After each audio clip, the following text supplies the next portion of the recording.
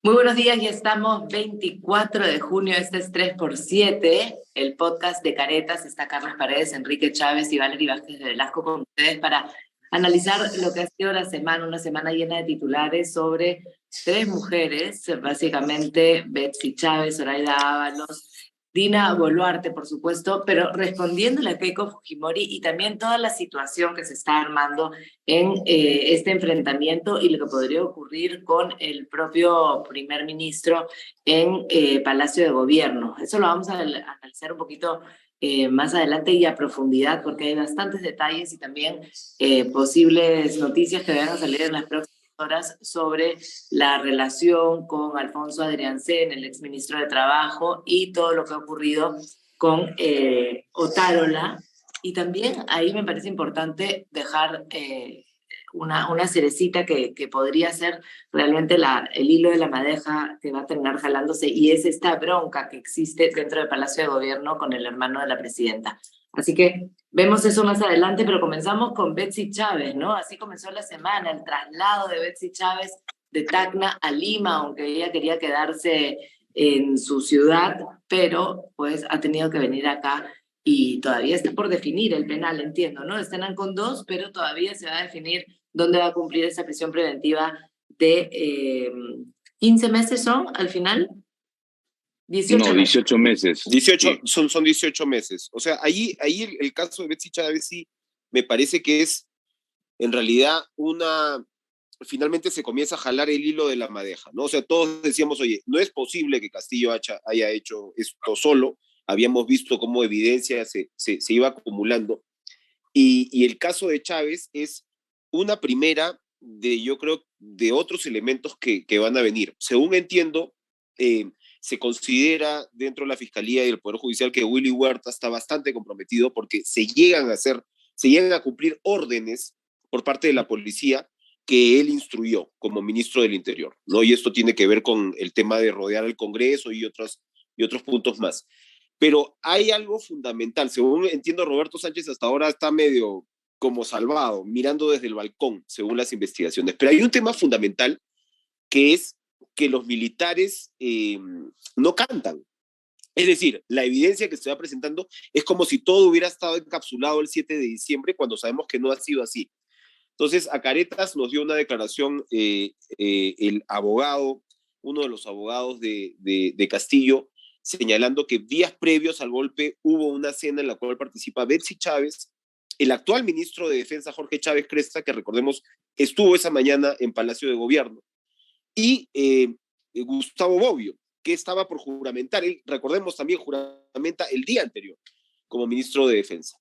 Y claro, entendemos que el general Gómez de la Torre, comandante del Comando Conjunto de las Fuerzas Armadas, presidente del Comando Conjunto, se ha quedado callado y en realidad se está percibiendo como cierto espíritu de cuerpo con respecto a no revelar lo que pasó en las horas previas en torno al círculo militar, ¿no? Y yo creo que por ahí va a ir la Fiscalía, y entiendo que incluso la Corte Suprema, recordemos, es la sala presidida por San Martín, la que emitió esto contra Betsy Chávez, donde se ve clarísima responsabilidad de ella, va a continuar las investigaciones. Así que yo creo que esto todavía tiene para rato. Y claro, se contrapone con la ridícula argumentación en la que sostiene Castillo para regresar al poder o para ser candidato, de que él imaginó, alucinó, ¿no?, que estaba cerrando el Congreso y estaba haciendo un golpe de Estado, ¿no?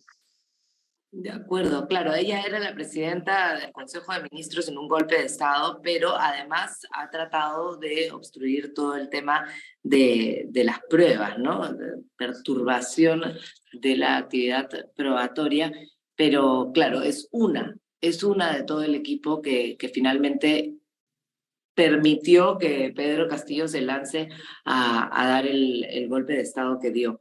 Este, Betsy Chávez, entonces, Carlos, es la cabecita, ¿no? La punta del iceberg. Después de que estamos en la semana también del Titanic y todo lo que ha pasado alrededor de eso, la punta del iceberg. Sí, queda claro que esa mañana del 7 de diciembre habría un triunvirato en Palacio de Gobierno que organizó el golpe de Estado. Pedro Castillo, Betsy Chávez y por supuesto también Aníbal Torres, ¿no? Lo que ha ido develando las investigaciones del Ministerio Público y de la Policía Especializada es varias cosas en el caso de Betsy Chávez. Primero, que ella ordenó limpiar los rastros informáticos de su oficina en PCM, ¿no? Ujú. El testimonio de la periodista de TV Perú, Cintia Malpartida, ha sido clave, ¿no? Porque ella dijo, ¿qué viene después? Bueno, vamos a formalizar el golpe a través de un decreto ley. Ya se han encontrado rastros de esta norma en una impresora multifuncional de Palacio de Gobierno. Está sujeta ahora a un peritaje técnico, forense. Vamos a ver qué más se encuentra. El discurso que leyó con la mano temblorosa Pedro Castillo, sin duda no lo había hecho él, ¿no? Eh, Hay rastros de ese discurso en una laptop que se ha encontrado en la casa de Betsy Chávez, pero además se ha mostrado elementos adicionales de lo que tú dices, ¿no? Perturbar la acción probatoria de la justicia.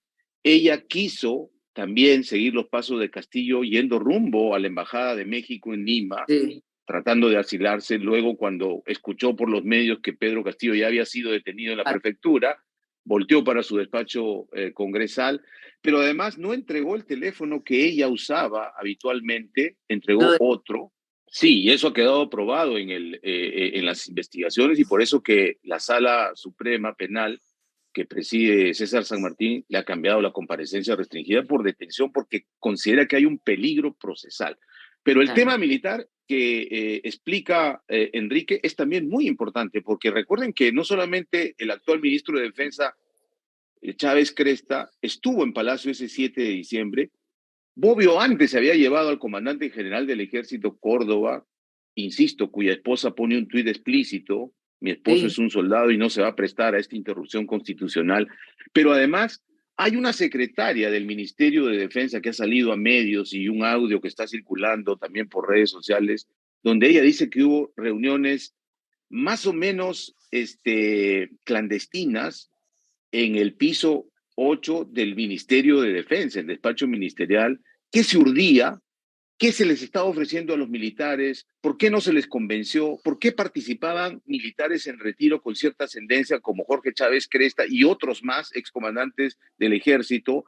Recuerden que Chávez Cresta había sido viceministro, ¿no?, en el gobierno de Castillo, ¿no?, nada menos, y hoy es el ministro de Defensa. Entonces yo creo que hay mucho por explicar ahí para ir decantando quién es quién en esta intentona golpista, que obviamente hoy se va probando que fue un plan urdido, premeditado, porque además yo sí estoy convencido que las protestas que vienen luego se detonan con todo este preparativo que tenía Castillo y sus adláteres para defender el golpe. Como el golpe fracasó, salieron a protestar contra la sucesión constitucional, ¿no?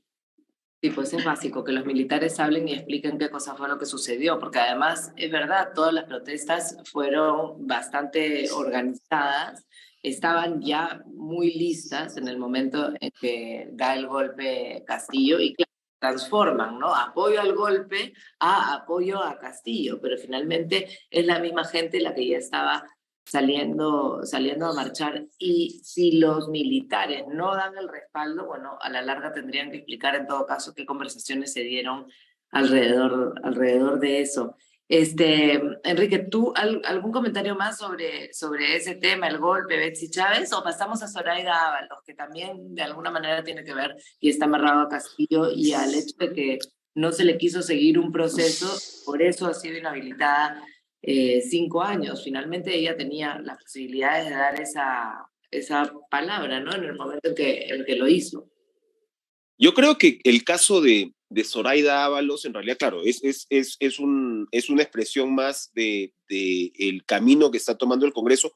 Hay posiciones, digamos, a favor de la competencia profesional de la fiscal Ábalos. Yo no me cuento entre ellos, o sea, no me parece pues un símbolo, digamos, de la lucha básicamente contra nada, pero también es cierto que las instituciones de alguna manera se van acoplando, ¿no? Entonces, claro, si ya habías tenido que la señora había considerado que el criterio de investigar a un presidente durante el mandato prácticamente no aplicaba, que era un criterio que había primado en las últimas décadas en realidad, y el caso, claro, de Vizcarra, y por el caso de Castillo que le inhabilitan, pero de ahí ese criterio cambia con Pablo Sánchez, la propia Fiscalía cambia ese criterio, Sí. y bueno, la señora Benavides, que está resultando ser tremendamente controversial también, sigue ese rumbo, ¿no? Entonces, es la propia institución la que se va adaptando a los tiempos, y entonces el hecho de que inhabilites a alguien, ya se ha dicho hasta la saciedad, por un criterio jurídico, pues en realidad lo que va a traer son muchísimos más problemas que de alguna manera beneficios. O sea, yo sí considero que hay una desinstitucionalización que se ahonda en este caso, donde el Congreso va asumiendo, ¿no?, esta imagen de omnímodo, de un pulpo que va contra la propia democracia. Y yo creo que en realidad ellos han debido entender un poco eso en lugar de, digamos, procesarlo como una venganza política, ¿no?, contra Ábalos. Me parece, la verdad, complicado, y por algo, y hablando de las instituciones, la Corte Suprema está reaccionando, otra vez César San Martín y otros más, ¿no? Elvia Barrios, están convocando a una reunión del Pleno de la Suprema para poder de alguna manera responder. Es decir, las instituciones dicen, oye, nos están atropellando, aquí algo hay que hacer. Entonces me parece interesante, por lo menos, que la Suprema haga sentir su voz y que vaya de alguna manera a poner una alerta, ¿no?, sobre esto, porque finalmente es eso, la torpeza del Congreso. Además, yo creo que el Congreso de la República está haciendo las cosas con muchísima evidencia, ¿no? Todo el cambio y toda la inhabilitación a Zoraida Ábalos tiene que ver también con la fecha en la que finalmente tenían ellos para poder controlar este puesto en la Junta de Fiscales Supremos y para poder Controlar la Junta de Fiscales, así es. Benavides con justamente todo este tema controversial que la rodea, ¿no? Entonces, más allá de si te gustaba o no te gustaba Zoraida Ábalos, al punto del control del Congreso, las decisiones que se están tomando y las decisiones que muchas veces no nos estamos enterando, porque no hay que dejar de repetir que últimamente todo pasa por verse en junta de portavoces, no hay un debate abierto, por supuesto que no hay un debate alturado, pero muchísimas cosas se van colando por acuerdos en las cabezas de las bancadas que están en la junta de portavoces, y realmente no hay una personalidad de cada congresista peleando por los temas que ahí se discuten, ¿no? Entonces, sí, las fechas, ¿no? No solamente ha sido el tema de los fiscales supremos, sino otras cosas que se han colado con la urgencia, ¿no? El día jueves, si no me equivoco, Carlos. Sí, ha habido una maratón de fin de legislatura en el Congreso y hemos vuelto a las sesiones de pleno de madrugada, cuando todos los peruanos dormimos, y yo creo que eso no le hace nada bien a la transparencia y sobre todo a la rendición de cuentas que también el Congreso tiene que hacer de cara a los ciudadanos, ¿no? Me parece que hay una suerte de pacto colectivo, porque yo no creo que solo sean los fujimoristas con los serronistas, no les alcanzaría los votos. En el medio hay los niños, los o las mochasueldo, los viajeros, en fin, hay una suerte de intereses, algunos mercantilistas, otros partidarios, otros personales, que se van conjugando en el Congreso para pasar de contrabando varias normas que van a ser dañinas para el Perú. Por ejemplo, esto de interrumpir la carrera pública magisterial, que era el sueño de Pedro Castillo, ha sido concedido probablemente a cambio de unos votos para inhabilitar a Zoraida Ábalos, ¿no? Esa negociación creo que no le hace bien a la democracia. Hay otra norma legal para acortar el plazo que tiene el Ministerio Público para poder trabajar con los colaboradores eficaces en temas emblemáticos de corrupción, también se ha manoseado.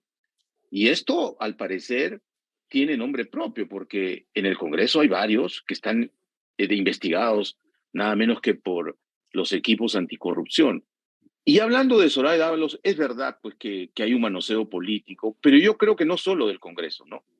El hecho de que la Junta Nacional de Justicia haya emitido un comunicado politizando la cosa o entrometiéndose en algo que no le compete, porque al final ellos son los que van a finalmente supervisar, vigilar a los magistrados de todo nivel, no pueden adelantar opinión, no pueden adelantar juicio.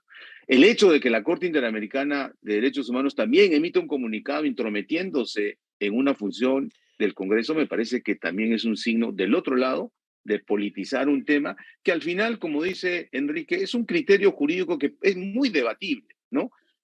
Lo que yo diría a título personal es que sí me parece una negligencia que una fiscal de la Nación abra investigación a un presidente y a los minutos lo cierre, ¿no? ¿Por qué? Porque el artículo 117 dice los presidentes en ejercicio no pueden ser denunciados, pero no dice que no pueden ser investigados. Además, ¿qué caso tendría investigar un tema 3 o 4 años después, cuando toda la evidencia se ha esfumado? Además, si ella dice, no, pero yo no suspendí la investigación de los otros, ¿no? Claro, pero la defensa de un presidente puede decir, oye, en estos 3 años donde yo no pude ser investigado, a mí no se me citó, por lo tanto, todo lo actuado acá no sirve. En pocas palabras, estaba asegurando la impunidad. Y yo creo que ahí sí tiene que responder el Ministerio Público en general. Sí, pero lo cierto es que en el Congreso de la República se logran estas decisiones, como decías, entre gallos y medianoche, y solamente a nivel de cuánto poder tenemos por la cantidad de votos que conseguimos, ¿no? Necesitamos cuántos, vamos a tener 71, perfecto, esto cuela, son decisiones que se van tomando adentro que van más allá de la decisión jurídica finalmente que tomó Zoraida Ábalos y que, por supuesto, se debe investigar, ¿no? Íbamos al principio de este podcast sobre justamente lo que está sucediendo con Dina Boluarte, con Keiko Fujimori. Comienzan a enfrentarse estas fuerzas. Keiko Fujimori, por supuesto, comienza a hacer derroche de este poder que tiene desde el Congreso de la República, la posibilidad de bajarle el dedo a 1, 2 o 4 ministros, comenzando por el de Salud, y finalmente el apoyo que encuentra Dina Boluarte en APP, ¿no? Qué tan confiable puede ser o qué tanta seguridad, pero finalmente se han puesto las dos ¿no? Como a pecharse, ¿no? Esto lo comenzamos a ver y por supuesto que también es la punta del iceberg en el caso de estas dos mujeres que ahora van a comenzar a preparar titulares y a pelearse por lo que suceda con el adelanto o no adelanto de elecciones, ¿no? Lo primero ha sido eso. Bueno, pues adelanta tus elecciones, si es lo que quieres. ¿Yo por qué lo tengo que hacer? Le ha dicho Dina a Keiko, ¿no? Y ya, mientras tanto, está respaldada con Acuña, ¿no? Que, repito, qué tan confiable será, ¿no? Y que para eso diga Vizcarra su experiencia o el mismo PPK. Mira, a mí me gustaría añadir, a propósito de lo que señalas, oye, la creatividad peruana, ¿no? No solamente tenemos el mejor chef del mundo en Virgilio Martínez, sino que en su momento nos inventamos la dictadura militar atípica, que fue la de Velasco Alvarado, ¿no? Que era una dictadura de izquierda completamente contraria a lo que pasaba en el Cono Sur. Luego vino Fujimori, ¿no? Que era pues la dicta blanda, que en realidad le ha marcado el paso, un autogolpe a lo Bordaberry, ¿no? Exacto, o sea, a los autoritarios, digamos, con elecciones, ¿no? Que hasta ahora marcan, ¿no? Y ahora tenemos la dictadura parlamentaria, que es una categoría absolutamente inédita, ¿no? O sea, resulta que la dictadora no es la presidenta porque está, pegada con babas, pero tienes a nuestros ilustres congresistas marcándote ¿no? Desde la asamblea. Entonces, es impresionante, y ahí, por supuesto, Keiko Fujimori tiene mucho que ver, y este juego un tantito ridículo, ¿no? Entre la presidenta y ella. A mí que Keiko, dentro de Fuerza Popular, había estado muy influida por 3 personajes: Miki Torres, Carlos Raffo y Luis Galarreta.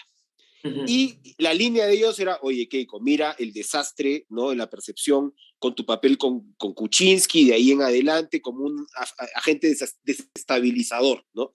Y claro, ella ha dado esta línea de, miren cómo estoy soportando a la democracia. Ese ser que alguna señal ha dicho. Keiko hasta ahora no nos ha demostrado pues una gran habilidad, un despliegue político, digamos, estratégico, ¿no? Vamos a ver qué pasa de aquí en adelante, ¿no?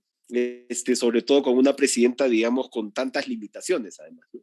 Y Carlos, la relación entre Otárola y el hermano de Dina parte brevemente, porque se nos acaba el tiempo, pero claro, también hay ahí dentro de Palacio ese tema, ¿no? Más allá del enfrentamiento entre Keiko y Dina, ¿qué está sucediendo con todo el caso de Alfonso Adrianzén y el mismo Otárola, que podría ser de alguna manera algo buscado, esperado, en todo caso, celebrado por Nicanor Boluarte. Sí, solamente para añadir en el comentario de la relación Dina y Keiko, la pregunta que nos hacemos los peruanos es en la próxima elección, ¿quién va a ganar? ¿Keiko o un panetón?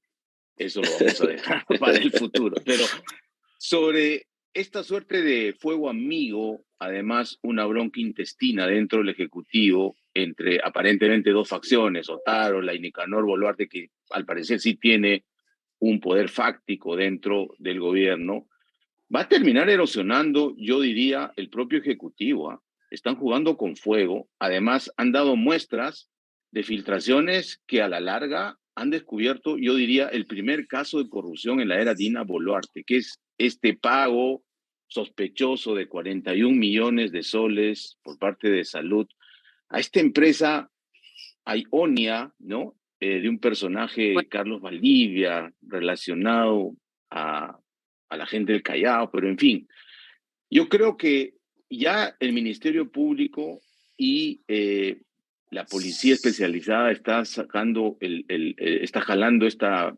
pita, este hilo de la madeja. El diario El Comercio, a través de la unidad de investigación, ha presentado indicios más que razonables de la participación directa de Alberto Otárola a través de el exministro de Trabajo, Alfonso Adriancén, hombre de absoluta confianza de los hermanos Freddy y Alberto Otárola. Él ha sido asesor todo el tiempo que Freddy Otárola fue congresista, viceministro de Trabajo cuando Freddy Otárola fue ministro de Trabajo en la época de Ollanta Humala, así que hombre de absoluta confianza de ellos. Lo ponen, acelera este pago, cosa que se está investigando, y después lo sacan, ¿no? En el medio Orellana, que es un médico que fue nombrado por Castillo, el único que sobrevive de los altos funcionarios de la era Castillo, que ha mostrado chats de presiones explícitas del ministro, él a su vez presionando al gerente, y hay una llamada tripartita con PCM que se ha puesto en tela de juicio, y yo creo que va a haber en los próximos días más revelaciones, y esto sí va a ir en la línea de flotación del gobierno, y a Dina Boluarte le va a quedar dos cosas: o se para Otárola, o asume y se va embalsando lo que yo diría podría ser el caso Puente Tarata de la era Dina, ¿no? Claro, Arturo Orellana probablemente comience a hablar, ¿no? Si ya está Es que, mostrando seguramente termine ayudando y, bueno, Otárola saliendo, pero claro, eso también debilita muchísimo el gobierno de Dina Boluarte, que se ha dicho que se sostiene, tantas veces se ha dicho esto, en Otárola, ¿no? Vamos a ver quién finalmente gana eso. Enrique, para cerrar.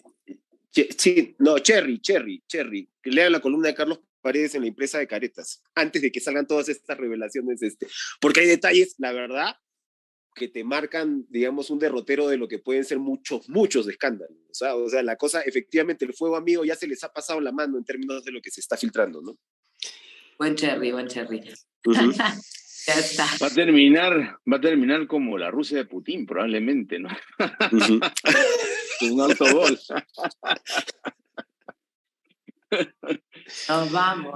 Se acabó el tiempo. Buen fin de semana. Buen fin de semana. Nos vemos el próximo sábado. Adiós. Cuídense.